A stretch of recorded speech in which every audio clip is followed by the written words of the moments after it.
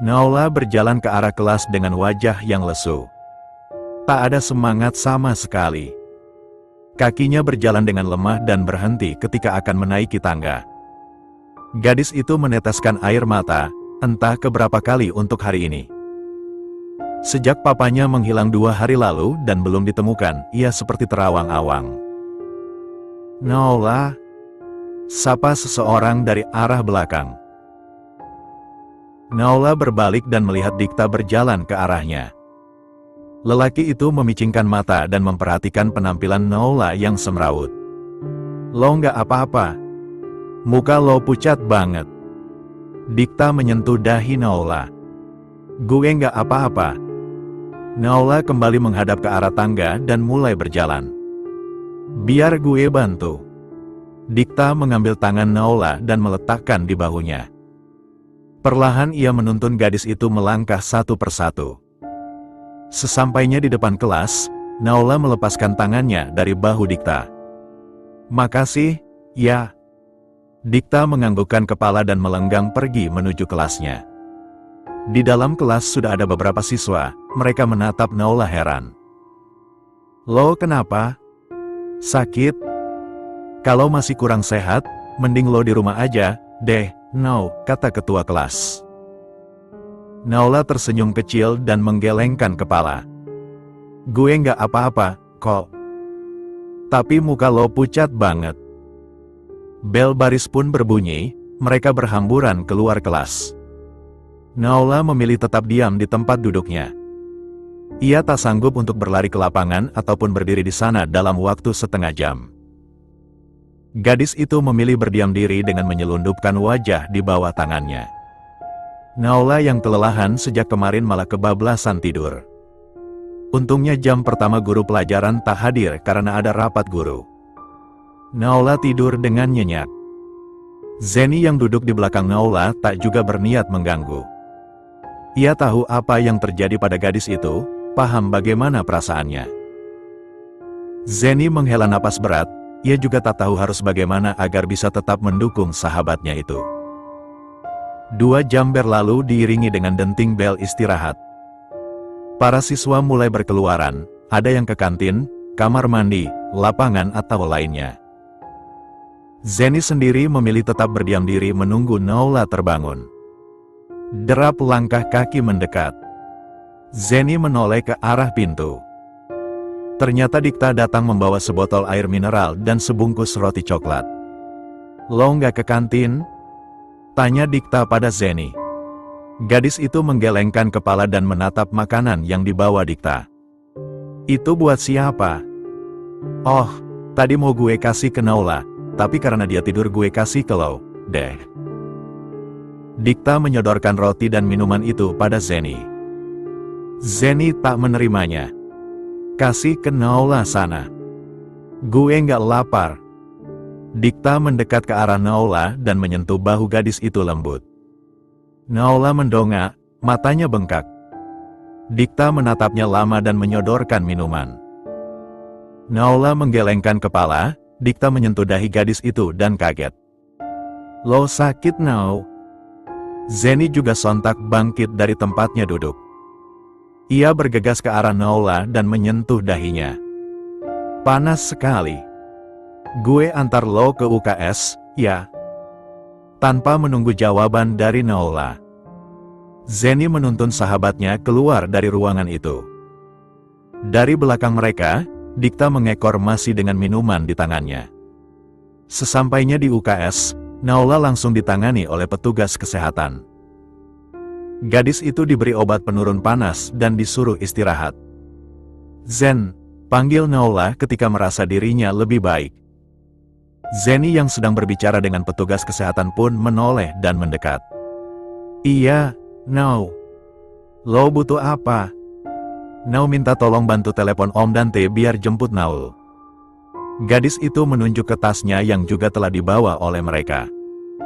Zeni menganggukkan kepala dan bergegas membuka tas Naola. Ia tak membuang-buang waktu, segera melakukan apa yang diminta sahabatnya. Tanpa membutuhkan waktu panjang, Zeni telah selesai menelepon Dante dan pria itu sudah berangkat. Di sudut ruangan, Dikta masih mendengarkan percakapan mereka. Lelaki itu menghela napas pendek dan menyunggingkan senyum kecil. Ia merasa benar-benar tak dibutuhkan sekarang. Dikta bangkit dan mendekat ke berangkar Naula. Zen, gue balik ke kelas, ya. Zeni hanya menganggukkan kepala. Dikta pun keluar dan menutup pintu ruangan itu. Beberapa langkah Dikta berjalan menjauh. Ia melihat seorang lelaki berjalan tergesa-gesa ke arah UKS. Dikta bisa menebak siapa orang tersebut. Dia benar-benar sayang sama Naula. Dikta tersenyum lebar dan secepatnya menjauh sebelum Dante melihatnya juga. Dante celingak-celinguk karena tak kunjung menemukan UKS sesuai dengan petunjuk Zeni. Ia bola-balik melewati beberapa ruangan hingga bertemu dengan seorang siswi. Dek, panggil Dante. Siswi itu menoleh. Iya, ada apa? Di mana UKS? Oh, UKS. Belok ke kanan dan lurus kira-kira 10 meter lagi, Bang. Siswi itu menunjukkan arahnya. Dante paham dan menganggukkan kepala. Setelah mengucapkan terima kasih, lelaki itu berlari ke arah tujuan. Ia akhirnya menemukan ruangan putih tempat Naula sekarang. Tanpa aba-aba, ia mendorong pintu hingga membuat seisi ruangan terkaget. Ada 3 siswa yang berada di sana, dia di antaranya tengah berbaring dan satu tengah duduk menjaga Naula, yakni Zeni. Naula sontak terbangun dan berusaha duduk. Dante langsung menahan dan meminta agar ia tetap tenang. Nau mau pulang. Nggak mau di sini. Dante menganggukkan kepala. Iya, kita pulang sekarang, ya. Lelaki itu menatap Zeni. Gadis itu seolah paham, ia langsung berdiri. Dante membantu Naula duduk dan ia duduk di samping bawah berangkar. Ia menyuruh Naula agar naik ke punggungnya.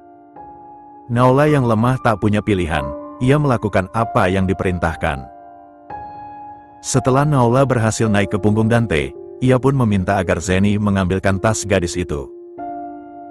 Zen, sampaikan ke pihak sekolah kalau Naula harus istirahat beberapa hari. Nanti saya akan kirimkan surat keterangan dari dokter.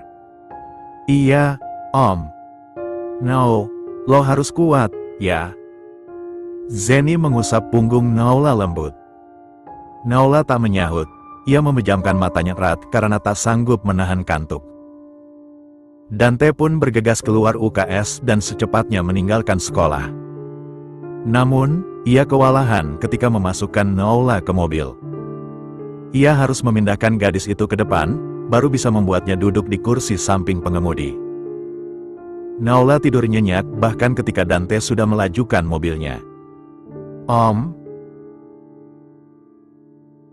Ketika fokus menyetir, Naula memanggil Dante. Pria itu segera menoleh dan menghentikan mobil di pinggir jalan. Naula menutup mulutnya dengan telapak tangan, wajahnya pucat pasi. Nau, kamu kenapa? Belum sempat pintu dibuka, Naula sudah muntah di dashboard mobil.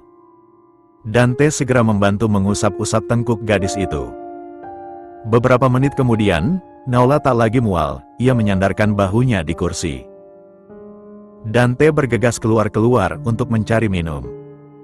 Tak lama kemudian, Dante kembali dengan sebotol air mineral. Ia membukakan dan langsung menyodorkan ke mulut Naula. Minum dulu. Naula pun menurut, ia meneguk 3 kali dan menggelengkan kepala. Udah, Om. Dante menutup kembali botol minumnya dan menyimpannya di kursi belakang. Setelah itu, Dante mengambil kain lap yang biasa dia gunakan untuk membersihkan mobil dari belakang. Pria itu pun membereskan muntah Naula dari dashboard mobil. Maafin Nau, Om. Dante tersenyum dan menggelengkan kepala. Kamu nggak salah, kenapa minta maaf? Nau udah merepotkan Om. Naula terlihat sedih. Dante terkekeh kecil. Ia menyelesaikan pekerjaannya dan turun untuk membuangnya. Ia kembali setelah mencuci tangan, sedangkan Naula masih terdiam. Gimana keadaan kamu? Dante menyentuh dahi Naola. Masih agak panas. Kamu nggak lapar? Pria itu mulai menghidupkan mesin kembali. Naola menggelengkan kepala dan tangannya tiba-tiba melingkar di lengan Dante. Boleh nggak Nao peluk Om kayak gini? Dante menahan degup jantung yang tiba-tiba tak karuan karena sentuhan itu. Pria itu tak bisa berkata-kata lagi selain menganggukkan kepala. Ada kebahagiaan dalam hatinya karena gadis itu telah kembali seperti dulu, yang sangat menyayanginya. Dante berjanji tak akan membuat gadis itu menderita. Jikapun seandainya Pak Maheru tak kembali lagi, ia yang akan merawatnya hingga dewasa. Om, beli martabak di pinggir jalan waktu itu, iya. Udah lama Nao nggak makan martabak. Dante tersenyum lebar. Siap, Nona. Om. Naola menepuk lengan Dante pelan. Senyum gadis itu melebar, Dante juga ikut tersenyum. Naola dan Dante di rumah tiba ketika hari mulai petang. Setelah membeli martabak, mereka menyempatkan diri mampir di sebuah kafe untuk beristirahat dan makan di sana. Kebetulan Bu Warsati pulang kampung karena ada kejadian tak terduga beberapa hari lalu. Ketika Dante dan Naola pergi ke rumah Ina, kemungkinan wanita itu besok baru pulang. Dante sebenarnya biasa kalau ia tinggal bersama Naola berdua saja. Tetapi ia khawatir apa yang dikatakan orang sekitar. Jadi, ia sengaja meminta salah satu gadis tetangganya yang juga dekat dengan Naola bermalam di rumah itu. Malamnya suasana agak sepi karena tak ada Bu Warsati yang biasa mengajak Naola mengobrol. Sedangkan gadis yang menemaninya lebih dulu tertidur. Naola menghidupkan lampu dan turun dari tempat tidur. Ia berjalan ke belakang hendak mengambil air minum. Di ruang tengah, televisi masih menyala. Om, panggil Naola pelan. Gadis itu berjalan ke arah sofa dan melihat Dante tertidur pulas tanpa mengenakan selimut. Naola mengambil selimut yang terletak di atas meja dan menutupi tubuh pria itu hingga dada. Naola menatap lama wajah itu dan tersenyum manis. Perasaan yang dulu tumbuh hingga sekarang masih tetap sama. Naola. Dante terbangun dan langsung duduk. Naola yang dari tadi menatapnya pun ikut kaget dan mundur. Maaf, Om. Nao ganggu, ya? Nao cuma pakein selimut aja, kok. Gadis itu gugup.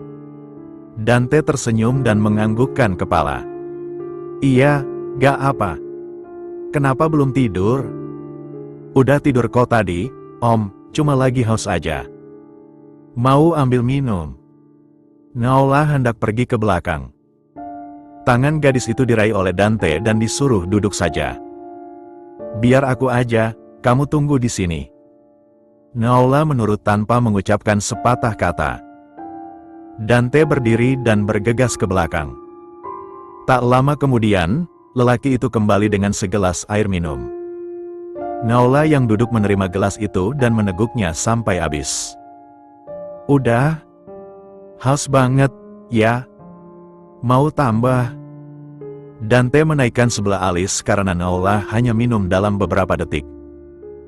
Sontak Naola menggelengkan kepala. Gak, Om. Udah kok.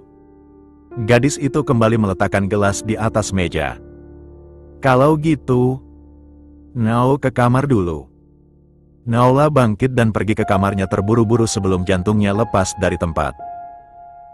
Naola menguap lebar ketika sebuah cahaya merembes ke retinanya.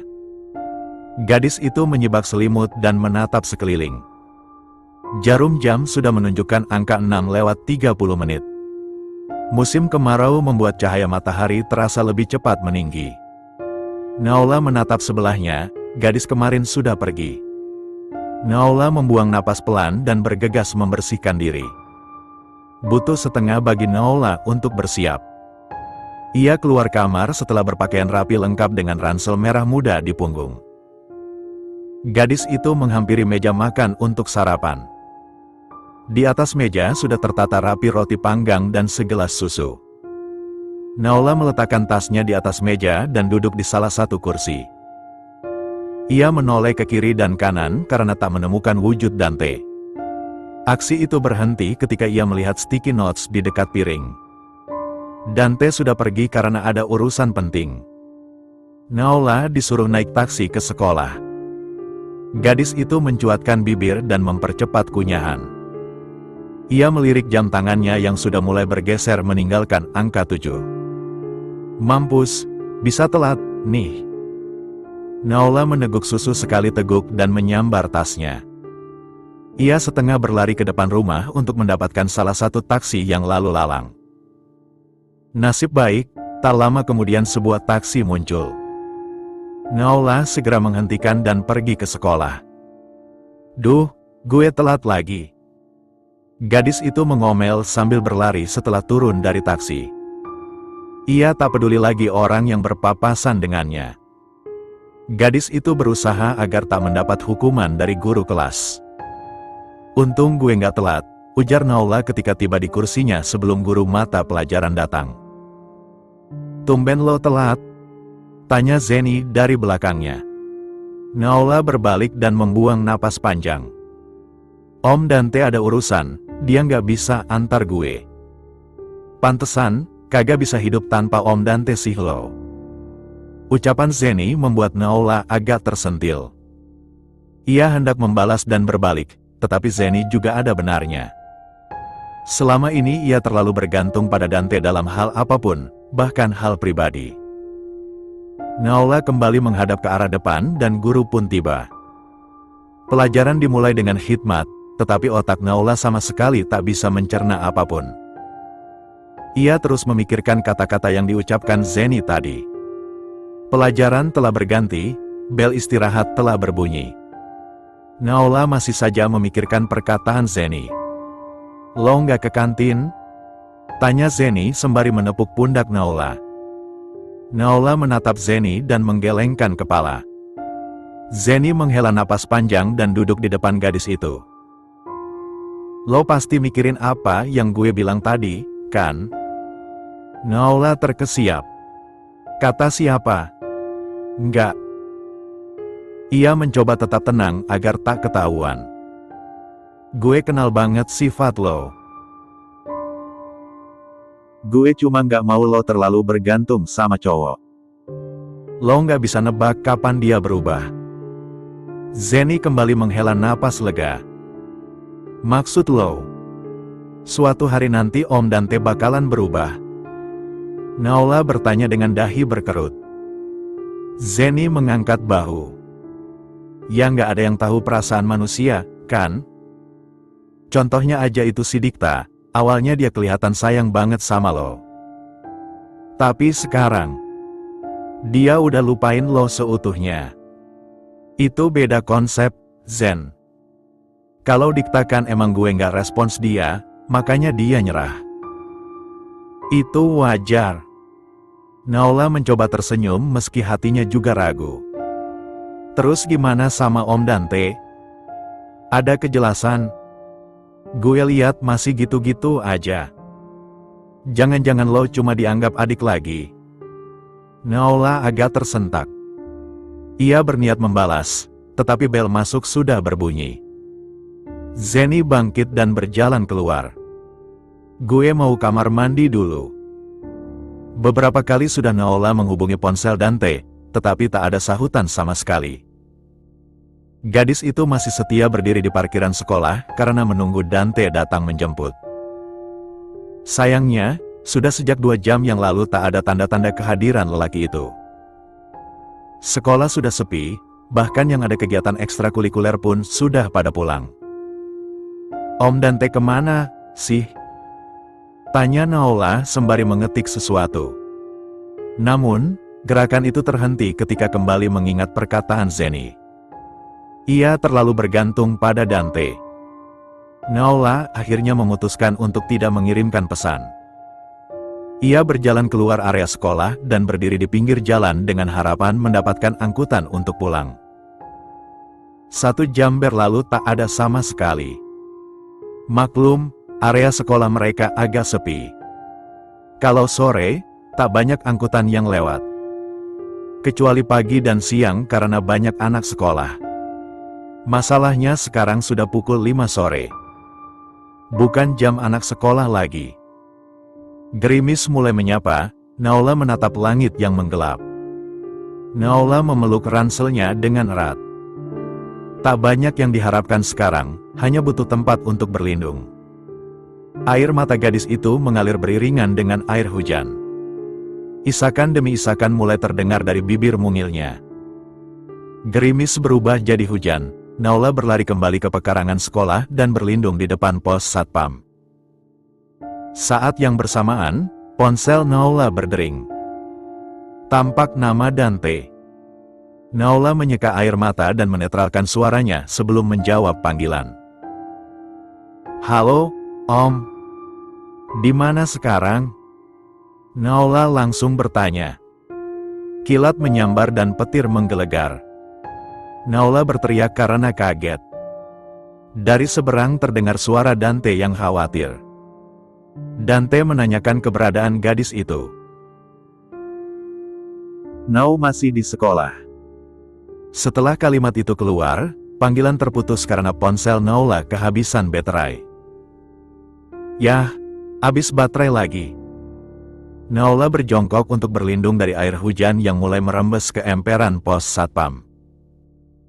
Setelah panggilan terputus, Dante bergegas menjumpai beberapa polisi yang menemaninya ke rumah sakit untuk memeriksa jasad yang mereka temukan tadi siang. Napas lagi itu tak karuan karena khawatir terjadi sesuatu pada Naola. Setelah mendapatkan izin pergi, pria itu berlari sekencang-kencangnya ke arah garasi dan mengeluarkan mobil secepatnya. Hujan deras tak dipedulikan, pria itu melajukan mobil dengan kecepatan di atas rata-rata. Ia meluncur ke arah sekolah Naola yang agak jauh dari lokasinya kini. Setengah jam kemudian, Dante tiba di depan gerbang. Pria itu turun dan meneriakkan nama Naola. "Naola, kamu di mana?" Beberapa kali ia sudah memanggil, tetapi tak ada sahutan.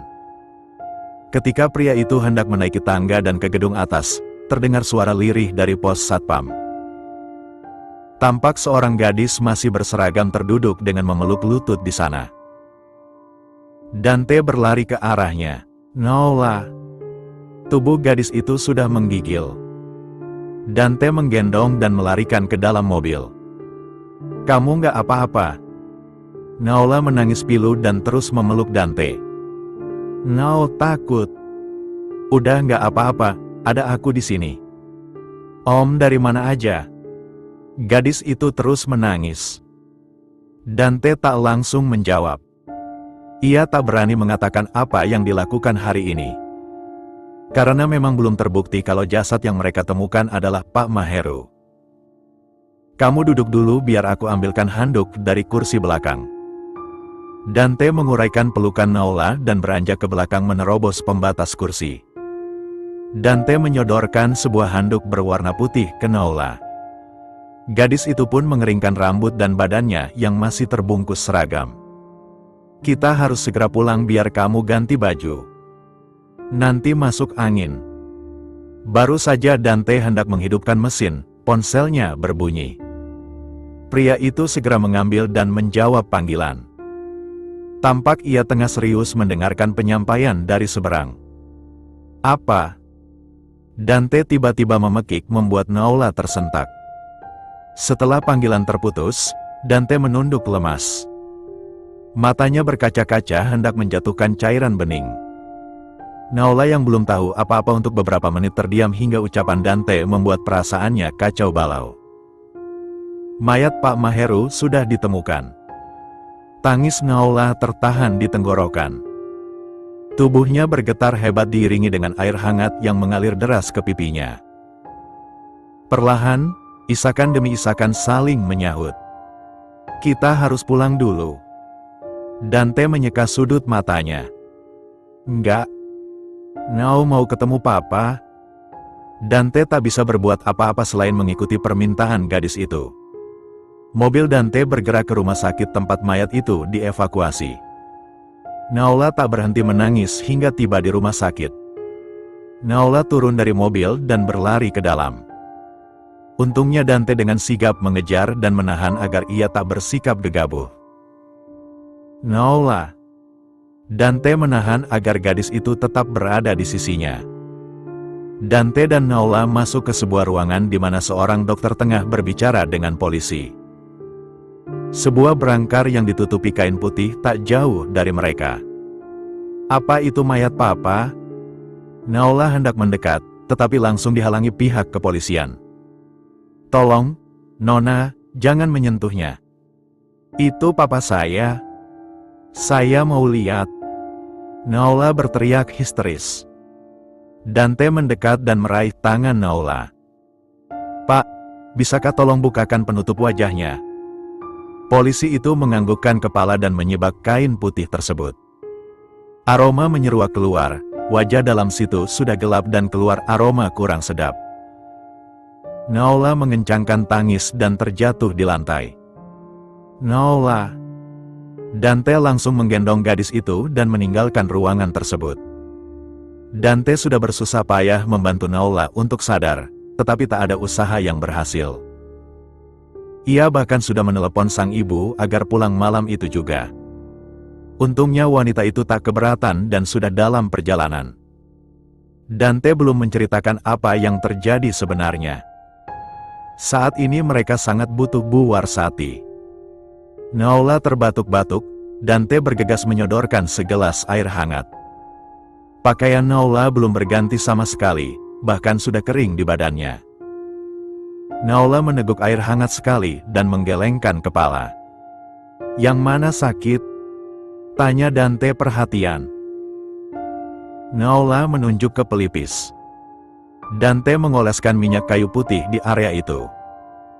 Naola menatap ke depan dengan pandangan kosong. Semua terjadi seperti mimpi baginya. Kamu harus ganti pakaian biar istirahat. Besok kita harus melakukan pemakaman untuk Pak Maheru. Dante mengusap bahu Naola dengan lembut. Naola tak menyahut, tubuhnya juga tak bergerak. Ia seperti seseorang yang telah dipaku di tempat. Pintu terbuka, keduanya melihatnya. Bu Warsati muncul dengan tas berisi pakaian miliknya. Ia menatap Dante dan Naola yang berekspresi aneh. Ada apa ini? Bu Warsati benar-benar belum tahu apa-apa. Naola kembali terisak dan berlari ke arah Bu Warsati. Ia menangis terseduh-seduh di bahu wanita itu. Bu Warsati menuntun gadis itu untuk duduk kembali di sofa dan menceritakan apa yang terjadi. Katakan ada apa, nak? Tanya Bu Warsati seraya mengusap air mata Naola. Naola berbicara sambil terisak. Papa. Ia tak sanggup menyelesaikan kalimatnya. Dante mendekat dan menggenggam tangan Naola. Biar aku aja yang cerita. Ada apa, sih, nak? Kini pertanyaan diajukan ke Dante. Pria itu menarik napas panjang dan memilih duduk di lantai, tepat di depan dua perempuan yang dicintai. Dante kemudian menceritakan sejak kepergian Pak Maheru, ia belum kembali. Beberapa hari ini, Dante meminta bantuan pihak polisi dan detektif untuk memeriksa kasus tersebut. Hari ini mereka berhasil menemukan mayat yang diduga Pak Maheru. Setelah diperiksa itu benar-benar dirinya. Menurut penelitian mereka, Pak Maheru meninggal karena bunuh diri ke jurang. Namun, Dante tak percaya akan hal itu. Ia sudah menyewa seorang detektif untuk membantu memecahkan kasus tersebut. Mereka butuh bukti konkret agar bisa menemukan pelaku utama. Dante masih merahasiakan hal itu dari Naola ataupun sang ibu. Ia harus menemukan pelakunya dengan cara ia sendiri. Bu Warsati yang mendengar cerita Dante hanya bisa membeku. Ia setengah percaya jika Pak Maheru benar-benar melakukan bunuh diri. Perlahan air mata wanita itu meleleh membasahi pipinya. Ia saja yang pasalnya tak ada hubungan dengan Pak Maheru bisa menangis, apalagi Naola, putri satu-satunya.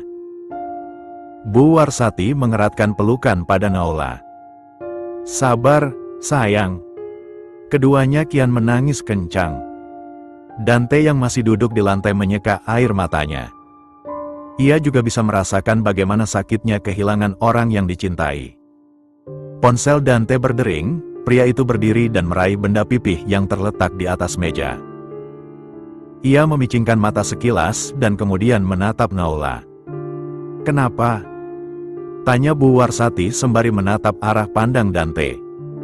"Aku harus jawab panggilan ini, Bu." Dante berjalan ke arah kamarnya dan menjawab panggilan. Di ruangan tadi, Bu Warsati dan Naula masih terisak. Wanita memang memiliki hati yang lembut, sangat mudah tersentuh dengan banyak hal. Di dalam kamar Dante tengah berbicara dengan detektif sewaannya. Ada banyak hal yang ia temukan dari lokasi meninggal dan tubuh Pak Maheru. Dante meminta agar semua data disimpan dengan baik, agar bisa jadi bukti bahwa Papa Naula bukan meninggal karena bunuh diri.